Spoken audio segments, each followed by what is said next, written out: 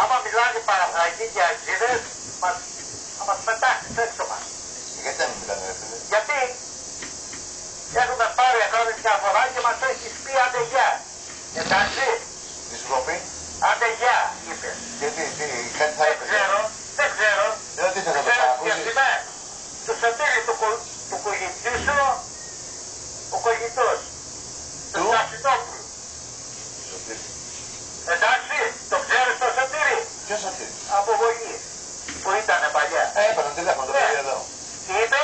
Έπαιρνα τηλέφωνο, από εδώ το ξέρω, δεν το ξέρω από κοντά. Όχι, δεν το ξέρεις από κοντά. Πού και τι τώρα? Δεν το ξέρεις. Δεν το ξέρω. Με το Σωτήρη δεν ξέρει. Όχι, ρε Άκη. Καθόλου τόσο πολύ.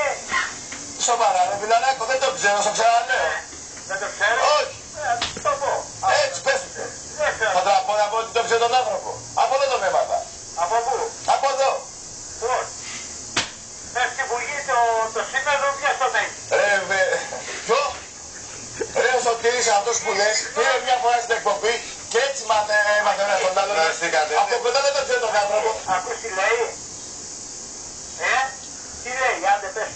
Ρε παιδιά, ο Σωτήρης, όπα λίγο, γιατί για το παιδί Σταματάω. κατάλαβα για ποιο παιδί μιλάω. Μια χαρά παιδί είναι άνθρωπος. Κάτι πού είναι η διαφωνία? Τι λέει? Δεν το ξέρει το Σωτήρη. Σου λέει δεν το ξέρω ρε φίλα. Δεν το εννοείς εσένα, δεν το ξέρω. Τι θα κάνουμε τώρα?